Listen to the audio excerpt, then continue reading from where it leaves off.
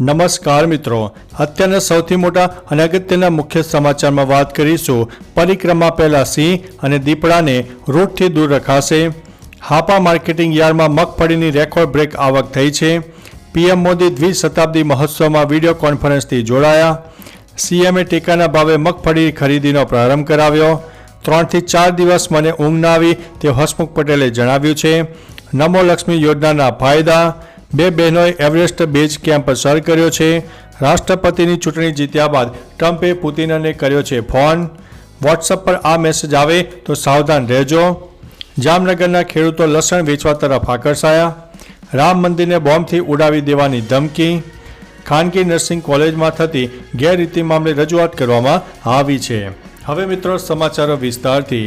દીપક Gohil charitable trust સંચાલિત મા Kamal foundation પ્રમાણિત સંસ્થા ન હોવાનો આક્ષેપ આપ ધારાસભ્ય ચૈતર વસાવાએ લગાવ્યો છે. આ મામલે ચૈતર વસાવાએ નર્મદા જિલ્લા એસપી સમક્ષ રજૂઆત કરી હતી. ચૈતર વસાવાએ કહ્યું કે ફી ભરી હોવા છતાં પણ પરીક્ષામાં બેસવા દેવામાં આવતા નથી. શિક્ષણ મંત્રીએ પોતે કહ્યું છે કે આ સંસ્થાને માન્યતા આપવામાં આવી નથી, તો 20 વર્ષથી આ સંસ્થા કઈ રીતે ચાલે છે. મિત્રો, અન્ય મહત્વના સમાચારની વાત કરીએ તો રામ મંદિરને બોમ્બથી ઉડાવી દેવાની ધમકી મળી છે. ખાલિસ્તાની આતંકવાદી અને શીખ ફોર જસ્ટિસના ચીફ ગુરપત વંતસિંહ પન્નુએ એક નવો વિડીયો જાહેર કર્યો છે અને અયોધ્યામાં રામ મંદિરને બોમ્બથી ઉડાવી દેવાની ધમકી આપી છે. પન્નુએ કેનેડામાં ભારતીય મૂળના હિન્દુ સાંસદ ચંદ્ર આર્યને પણ ધમકી આપી છે. પન્નુએ વિડીયો જાહેર કરીને કહ્યું છે કે 16 અને 17 નવેમ્બરે અયોધ્યાના રામ મંદિરમાં તોફાન થશે. અમે હિન્દુત્વ વિચારધારાની જન્મભૂમિ અયોધ્યાનો પાયો હચમચાવી નાખીશું. મિત્રો, અન્ય મહત્વના સમાચારની વાત કરીએ તો જામનગરના ખેડૂતો લસણ વેચવા તરફ આકર્ષાયા. જામનગરનું હાપા માર્કેટિંગ યાર્ડ મગફળી, લસણ અને જીરુના ભાવને લઈને હંમેશા ચર્ચામાં રહે છે. હાલ મગફળીના ભાવમાં આંશિક ઘટાડો નોંધાઈ રહ્યો છે.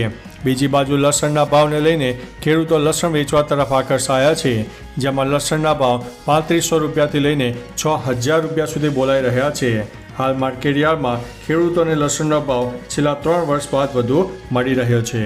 મિત્રો, અન્ય મહત્વના સમાચારની વાત કરીએ તો વોટ્સઅપ પર આ મેસેજ આવે તો સાવધાન રહેજો.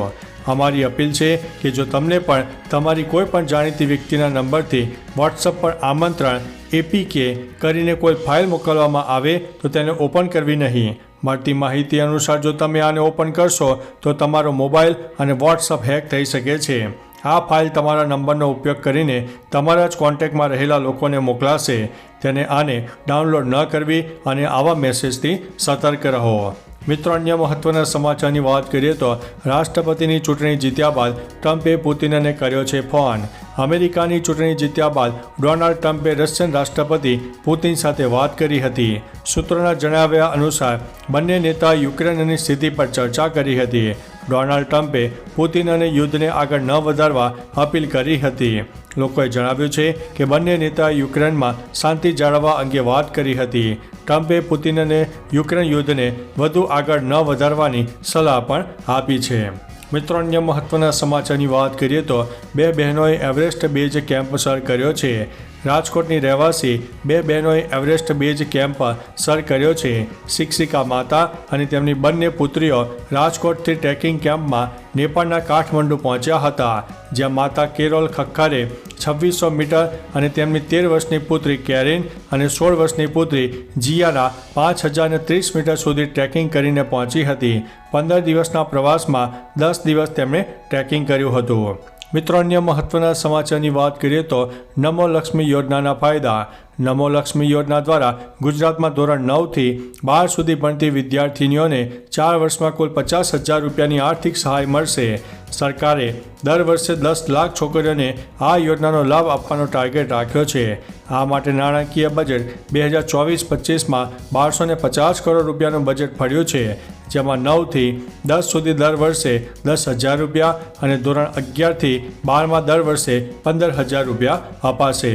મિત્રો, અન્ય મહત્વના સમાચારની વાત કરીએ તો 3 થી 4 દિવસ મને ઊંઘ ન આવી તેવું હસમુખ પટેલે જણાવ્યું છે. આઈપીએસ અધિકારી તરીકે રાજીનામું આપ્યા બાદ જીપીએસસીના નવા ચેરમેન તરીકે હસમુખ પટેલે ચાર્જ સંભાળી લીધો છે. જીપીએસસીના કાર્યાલયમાં તેમનું સ્વાગત કરાયું હતું. તેમણે એક વાતચીતમાં જણાવ્યું હતું કે આઈપીએસ અધિકારી તરીકે રાજીનામું આપીને નવી જવાબદારી સ્વીકારી મારા માટે મુશ્કેલ હતું. કહ્યું છે કે મને 3 થી 4 દિવસ સુધી રાત્રે ઊંઘ પણ આવી નહોતી. હું સૂઈ શક્યો પણ નહોતો. મારે ભારે માનસિક લડાઈ લડવી પડી હતી. મિત્રો, અન્ય મહત્વના સમાચારની વાત કરીએ તો સીએમએ ટેકાના ભાવે મગફળીની ખરીદીનો પ્રારંભ કરાવ્યો છે. રાજ્યમાં મગફળીની સાથે મગ, અડદ અને સોયાબીનની ટેકાના ભાવે ખરીદી કરવામાં આવશે. ત્યારે તે પહેલાં તેની શરૂઆત સીએમ ભૂપેન્દ્રભાઈ પટેલે કરી હતી. હિંમતનગરથી ભૂપેન્દ્રભાઈ પટેલે ખરીદીનો શુભારંભ કરાવ્યો હતો. જે બાદ હવે 160થી વધુ ખરીદ કેન્દ્રોથી ટેકાના ભાવે ખરીદી કરાશે. સરકારે 1356 રૂપિયા પ્રતિ મણના ભાવે મગફળીની ખરીદીને વેચાણ માટે મૂકી છે. મિત્રો, અન્ય મહત્વના સમાચારની વાત કરીએ તો પીએમ મોદી 20 શતાબ્દી મહોત્સવમાં વિડીયો કોન્ફરન્સથી જોડાશે. 20 શતાબ્દી મહોત્સવની ઉજવણી કરવામાં આવી રહી છે. આ મહોત્સવ 7 નવેમ્બરથી 15 નવેમ્બર 2024 સુધી યોજાશે, જેમાં અલગ અલગ કાર્યક્રમોનું આયોજન કરવામાં આવશે. આ 20 શતાબ્દી મહોત્સવમાં વડાપ્રધાન નરેન્દ્ર મોદી વર્ચ્યુઅલી ઉપસ્થિત રહ્યા હતા. સ્વામિનારાયણ સંપ્રદાયના સર્વોચ્ચ ધામ એવા વડતાલ ખાતે 200 રૂપિયાના ચાંદીના સિક્કા કોમોડિટિવ કોઇનનું અનાવરણ પણ કરવામાં આવ્યું હતું.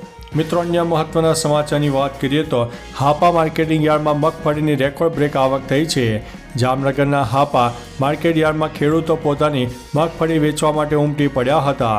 મગફળી ભરેલ 900 વાહનો આવી પહોંચ્યા હતા. ત્યારે માર્કેટના સત્તાવાળાએ ફરી એકવાર ખેડૂતોને તેમની મગફળી બીજી સૂચના ન મળે ત્યાં સુધી વેચાણ અર્થે ન લાવવા માટે કહ્યું છે.